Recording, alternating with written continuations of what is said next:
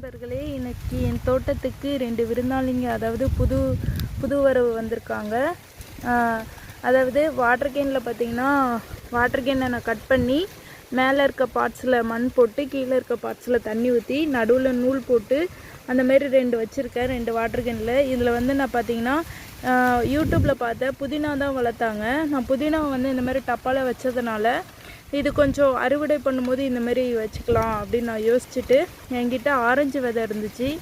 Orange பழத்தோட விதையை நான் எடுத்து அதிலேருந்து தோலெல்லாம் எடுத்துட்டு நான் இதில் ஊனி வச்சுருக்கேன். ஃப்ரெண்ட்ஸ், எப்படி வருதுன்னு பார்க்கலாம்.